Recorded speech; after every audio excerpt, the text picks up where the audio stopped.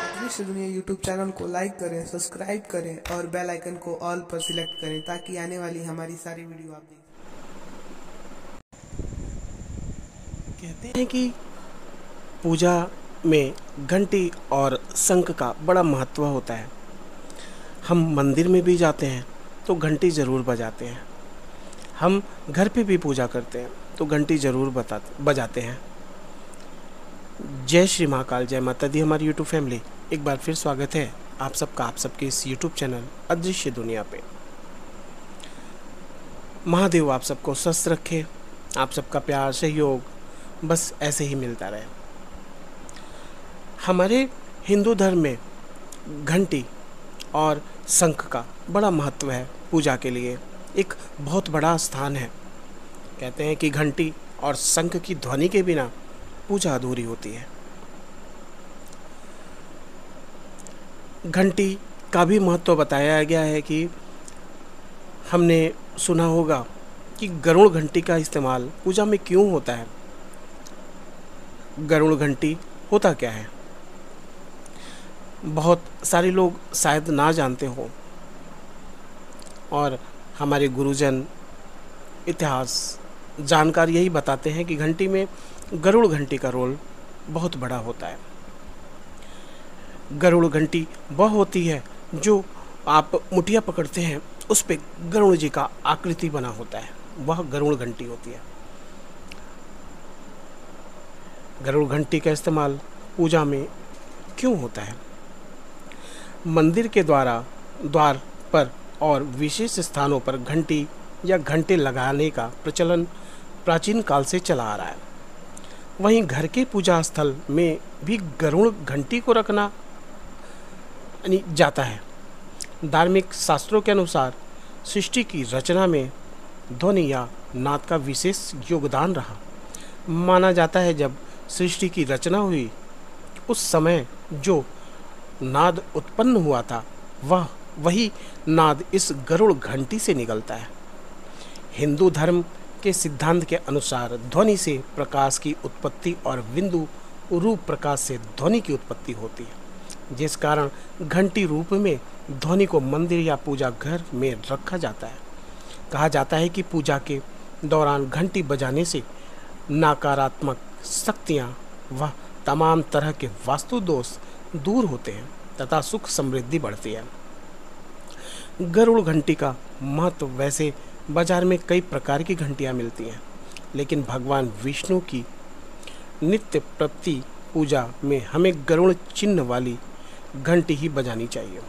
कहा जाता है कि जो गरुड़ चिन्ह से युक्त घंटी हाथ में लेकर भगवान विष्णु की पूजा और आरती करते हैं वह मनुष्य चंद्रयण व्रत करने का फल प्राप्त करता है और उस मनुष्य के कई जन्मों के पापों का विनाश हो जाता है।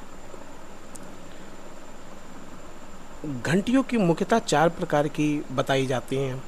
पहली गरुड़ घंटी, दूसरी द्वार घंटी, तीसरी हाथ घंटी, चौथी घंटा। अगर गरुड़ घंटी की बात करें तो यह छोटी सी होती है जिसे एक हाथ से बजाया जा सकता है। द्वार घंटी वह होती है जो द्वार पर लटकी होती है, यह बड़ी और छोटी दोनों की आकार की होती है। हाथ घंटी पीतल की ठोस एक गोल प्लेट की तरह होती है जिसको लकड़ी के एक गद्दे से टोक कर बजाते हैं, और घंटा बड़ा होता है, कम से कम 5 फुट लंबा और चौड़ा। कहते हैं अगर लाख कोशिश के बावजूद आपका काम नहीं बन रहा तो शनिवार या मंगलवार के दिन पीतल की घंटी किसी मंदिर में दान करें। ऐसा करने से आपकी सभी परेशानियां दूर हो जाती हैं और रुके हुए सारे कार्य बनने लगते हैं।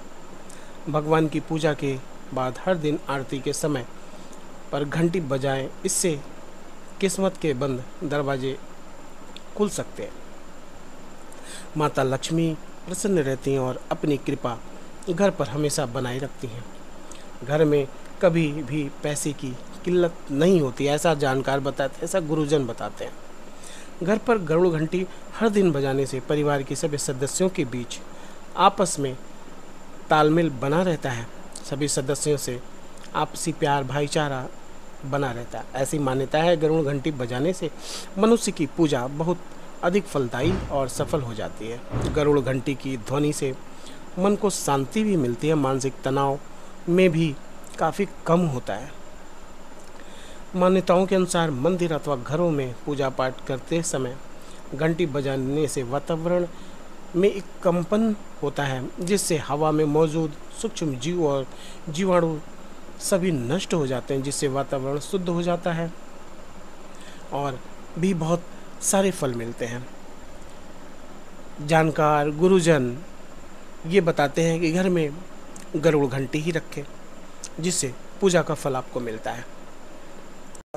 अगर कुछ हमसे गलतियां होती हैं या फिर कुछ कमियां होती हैं तो आप हमारे गार्जियन हैं, आप हमारे भाई हैं, माता पिता जो भी जहां से भी देख रहे हैं, तो हमें उन कमियों को बताइए और धीरे धीरे ये प्रयास रहेगा कि आपके समक्ष अच्छे से अच्छा वीडियो दे सकूं, अच्छे से अच्छी बातें दे सकूं। महादेव आप सबको स्वस्थ रखें, आप सबकी कृपा बनी रहे। जय श्री महाकाल, जय।